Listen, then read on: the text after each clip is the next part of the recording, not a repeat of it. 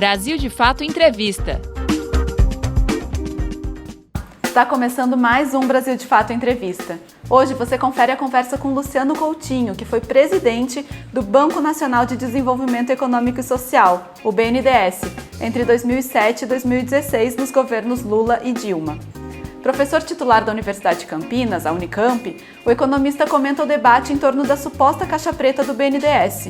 Ainda nas eleições de 2014, foram levantadas suspeitas de corrupção no banco, mas uma auditoria atestou a legalidade dos contratos firmados pela instituição. Coutinho explicou ainda como funciona o BNDES no financiamento de empresas brasileiras que atuam no exterior e disse que a auditoria foi uma tentativa de criminalizar o banco. O BNDES. Olha, o BNDES é um banco de desenvolvimento econômico e social. Ele foi criado em 1952 pelo presidente Getúlio Vargas. E nesse período, vários bancos de desenvolvimento foram criados em vários países do mundo. Países desenvolvidos e países em desenvolvimento. O BNDES foi fundamental nos anos 60 para iniciar os grandes investimentos em infraestrutura no Brasil. Depois, nos anos 70, nos anos 80, praticamente não há nenhuma grande hidrelétrica, porto, ferrovia ou grande indústria siderúrgica, indústria chamada de base, ao longo da história econômica brasileira, que não tenha sido financiada pelo BNDES. Ele foi se tornando crescentemente mais importante. No período autoritário, no regime militar, o BNDES também teve um papel importante em financiar grandes investimentos em infraestruturas e indústrias de base. E assim continuou. Mais recentemente, no período de 2004, 2005 até 2014, onde o Brasil teve um forte ciclo de crescimento, com aumento do investimento, da geração de empregos, dos investimentos na indústria e na infraestrutura, e também na infraestrutura social, porque os investimentos em metrôs, os investimentos em corredores logísticos, os investimentos em tratamento de água e esgoto em várias grandes capitais. Não é? Esses investimentos tiveram um suporte essencial do BNDES. Nós não teríamos, por exemplo, energia hoje, energia elétrica, que deixou de ser um problema, se o BNDES não tivesse financiado intensamente o desenvolvimento das energias renováveis no Brasil, das hidrelétricas à energia eólica. Lembremos que em 2001, 2002, 2003, o Brasil vivia uma tremenda crise de energia com racionamento da conta de luz. Então o BNDES é um banco grande e importante, mas ele é um banco que opera no atacado, grandes projetos para infraestrutura, etc. Ele não é um banco tão conhecido da população. Ele não é um banco que tem agência, que tem conta, diferentemente do Banco do Brasil, da Caixa Econômica Federal, que são bancos chamados de varejo, que tem uma grande rede. Portanto, ele é, em parte, um banco desconhecido, né? Embora os trabalhadores organizados saibam perfeitamente da relevância do BNDES. Origem dos recursos. Os recursos do BNDES vêm de 3 fontes principais. O primeiro é o Fundo de Amparo ao Trabalhador, FAT. Esse é um fundo, inicialmente no governos militares, o antecessor do FAT era o PIS/PASEP. Uma parcela do PIS/PASEP foi reservada ao BNDES. Posteriormente, na Constituição de 88, com a criação do FAT, se estabeleceu que 40% da receita do FAT ficava vinculado ao BNDES para investimentos de desenvolvimento do Brasil. Né? Então essa é uma fonte relevante, que veio sendo diminuída e agora há um projeto liberal de eliminar a contribuição do FAT ao BNDES. Bom, A outra fonte importante do BNDES é que, ao longo de sua história, ele acumulou uma carteira de crédito de tamanho grande, né? E essa carteira tem uma inadimplência muito baixinha, ou seja, praticamente os empréstimos são 99,9% honrados. E eles retornam, à medida em que vão sendo pagos, esses recursos retornam ao banco e podem ser reemprestados. Então, uma fonte é o FAT e outra é o retorno dos empréstimos anteriores. E, finalmente, num período mais recente, durante o governo ex-presidente Lula, ex-presidente Dilma, o Tesouro Nacional, com autorização do Congresso, emprestou ao BNDES. E no período mais recente, após o impeachment da presidente, os governos que se seguiram forçaram o BNDES a devolver recursos, e isto foi uma das razões pela qual o banco encolheu, e uma das razões também pela qual o banco deixou de ser uma alavanca proativa no financiamento à infraestrutura brasileira. O que o BNDES financiava? Nesse período, o BNDES financiou, ao todo, 1,6 trilhão de reais. E uma fatia de menos de 40, entre 1,6 trilhão, 40 foi para financiar exportações para outros países. De que exportações nós estamos falando? Exportações de serviços de engenharia e construção e equipamentos produzidos no Brasil. Não é só o BNDES que faz isso. Todos os países desenvolvidos e em desenvolvimento têm seguradoras e têm bancos de desenvolvimento que financiam a exportação de construção, engenharia e equipamentos.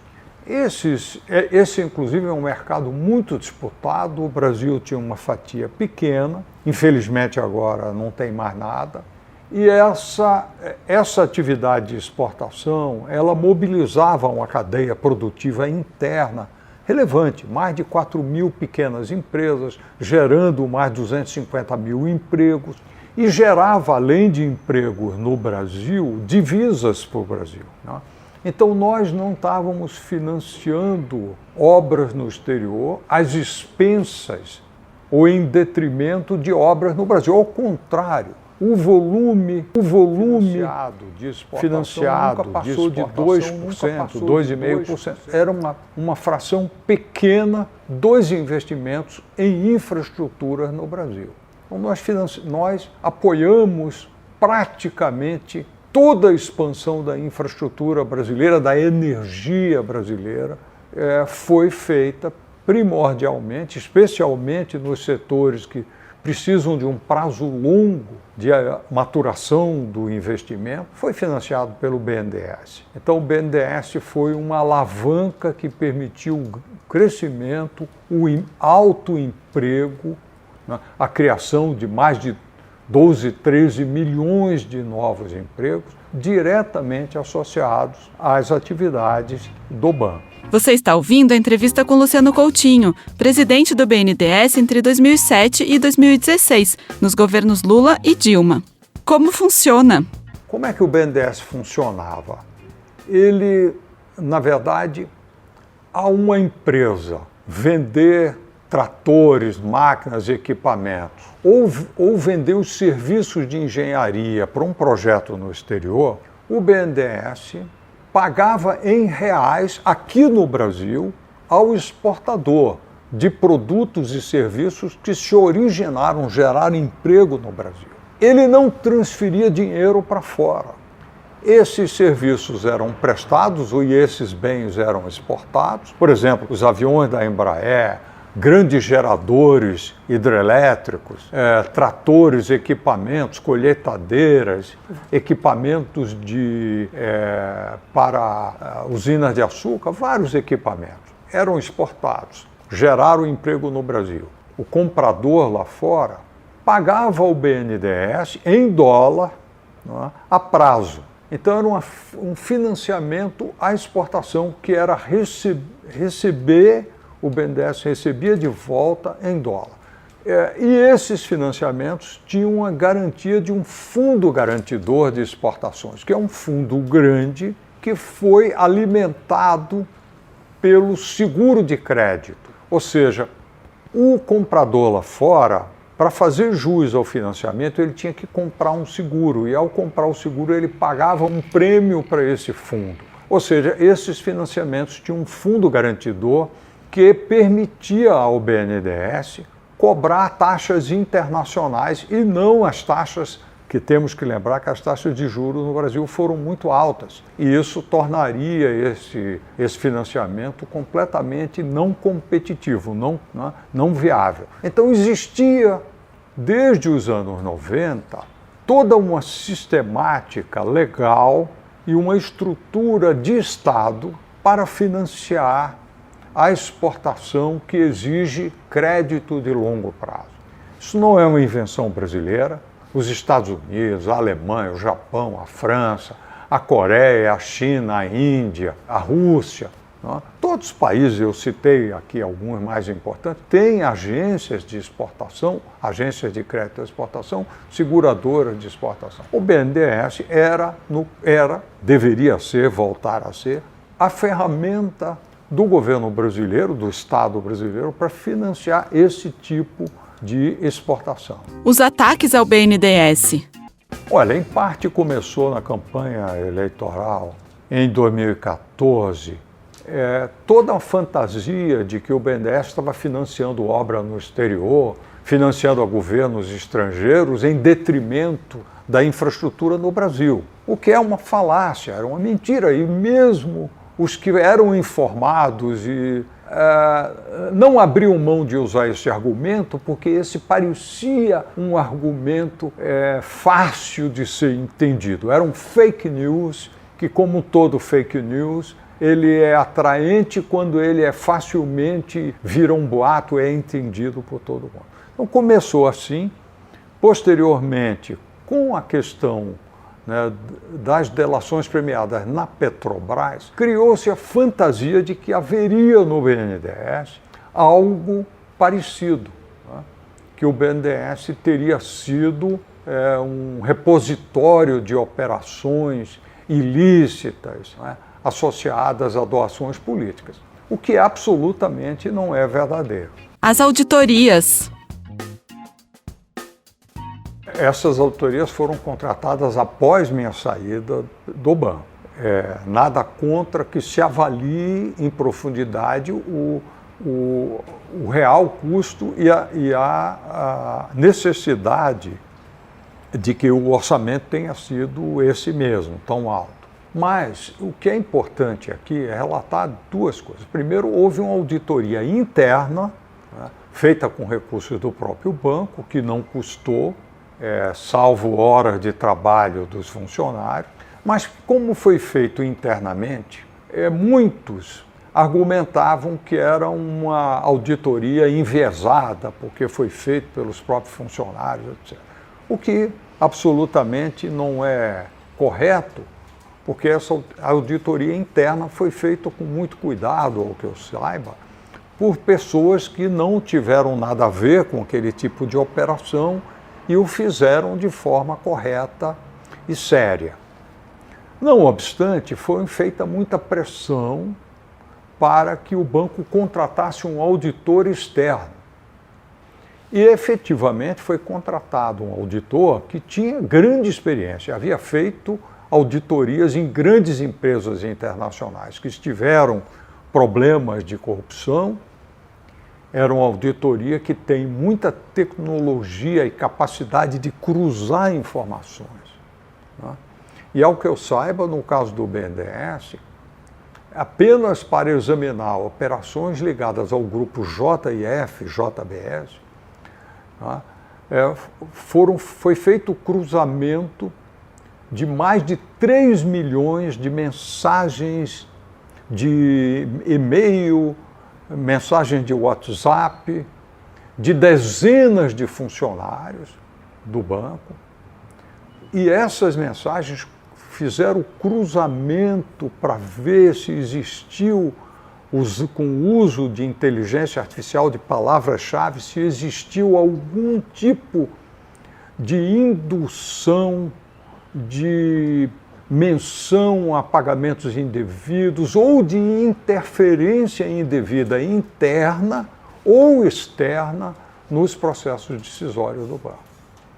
Além disso, esse cruzamento de informações foi analisado tomando por base cerca de 400 mil documentos do próprio banco e documentos externos ao banco. Delações, processos, CPIs, todo esse acervo de documentos foi avaliado, né?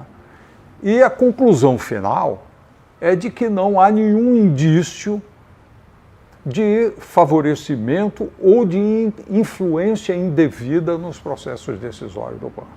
Ou seja, o resultado final dessa auditoria resgata a impessoalidade, a lisura e a integridade de todos os procedimentos do banco, do seu quadro técnico e dos seus dirigentes, inclusive da minha pessoa. Então, nesse sentido, eu acredito que ela é uma contribuição positiva para estabelecer a verdade dos fatos, né? Que foi tão vilipendiada por acusações levianas por alguns, ou motivadamente ideológicas de outros, ou até acusações feitas em boa fé, levadas por um clima que foi criado de fake news que não tinha fundamento. Então, eu acho que nesse sentido de colocar a nu a verdade dos fatos, ela é saudável para a democracia brasileira e para o resgate da instituição do banco.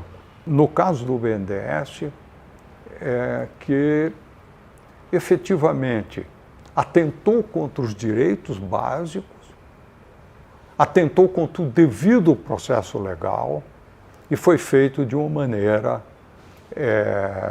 pode ser até que as intenções fossem boas, mas a forma como foi feita atentou contra os direitos da cidadania. Na medida em que se levantem suspeitas sem evidências, não é? E sem provas mínimas, nós estamos num mundo do arbítrio, não é? E na medida em que todo o setor público é colocado sob suspeita, sem evidências, nós estamos evoluindo para um retrocesso de direitos. Não creio que a justiça brasileira esteja envolvida sistemicamente nisso, mas houve um movimento, e ainda esse movimento existe, mas que clama pelo combate à corrupção, que é um clamor legítimo, mas precisa ser feito dentro da lei, e dentro das regras, e dentro da Constituição. O BNDES hoje. A política declarada da atual equipe econômica é ultraliberal, pró-privatista, é até uma política fundamentalista. E acredita que o mercado é o nirvana que vai resolver tudo com maior eficiência e que o Estado deve ser reduzido ao máximo. Essa política é uma política antiga, é uma política ultrapassada. Não obstante, ela vem sendo perseguida no Brasil. Então, e dentro dessa grande diretriz, encolher o BNDES e acreditar que o mercado de capitais vai suprir todo o financiamento de longo prazo é uma fantasia que pode custar caro ao país. Nada contra o mercado de capitais. Eu trabalhei muito para criar debêntures de infraestrutura, para estimular o mercado, mas o mercado funcionará bem se tiver parceria junto com o setor público, junto com projetos de desenvolvimento bem feitos, bem elaborados, que possam ser bancáveis, não é, a longo prazo por bancos públicos, por bancos privados, pelo mercado em conjunto. Então, é uma mudança de orientação que, ao levar um encolhimento excessivo do BNDES e ao remover dele as suas fontes de financiamento, não é? Em algum momento no futuro, quando o Brasil, de fato, colocar em marcha um ciclo de investimentos de grande escala para sustentar o desenvolvimento do Brasil, nós precisamos investir muito mais, não é, do que estamos investindo hoje, pelo menos 400 bilhões adicionais a cada ano, a mais. Não é? Fica a pergunta, quem é que vai financiar isso? Quem é que vai financiar a infraestrutura a longo prazo? Quem é que vai financiar a inovação tecnológica, onde a incerteza é elevada? Quem é que vai financiar a sustentabilidade ambiental, onde falhas de mercado são muito importantes e é necessário a intervenção da política pública? Quem é que vai financiar isso, se não um banco de desenvolvimento? E se o BNDES tivesse transformado, não é, de um banco importante, que tinha uma capacidade relevante de financiar, num banco minúsculo, num banco pequeno, vai fazer falta e vai representar um desserviço ao desenvolvimento do Brasil. Impacto para o trabalhador. Criação de emprego de maneira sustentada e firme depende de novos investimentos. Os novos investimentos não virão sem infraestrutura, sem energia, sem transporte, sem redução do custo do Brasil, sem portos. Novos investimentos, sem saneamento, sem transporte, sem saúde pública em grande escala. Então, esses investimentos, em parte, são feitos diretamente pelo governo, pelos governos estaduais, em parte são financiados. E a grande ferramenta de financiamento de longo prazo é o BNDES. Então, a ausência do BNDES se traduz numa taxa de crescimento mixa, abaixo do potencial. Isso significa menos emprego, significa trabalho mais precário para o brasileiro. Então, os trabalhadores sentirão na carne, sentirão mais do que o resto da população de renda alta, não é? Que tem patrimônio e tem como se defender, enquanto o trabalhador só tem o seu trabalho para sobreviver, o seu emprego ou a sua ocupação. Você acabou de acompanhar a entrevista com Luciano Coutinho, ex-presidente do Banco Nacional de Desenvolvimento Econômico e Social, o BNDES. Para conferir mais entrevistas como essa, acesse o Brasil de Fato Entrevista no Spotify, no Deezer ou no iTunes, ou inscreva-se no nosso canal no YouTube para receber as notificações. Apresentação, Cris Rodrigues. Entrevista, Marina Duarte de Souza. Imagem, Vanessa Nicolave. Edição, Vanessa Nascimento, Lua Gattinoni e Lucas Weber. Coordenação, Camila Salmaz e José Bruno Lima. Direção, Beatriz Pasqualino e Nina Fidelis. Brasil de Fato Entrevista.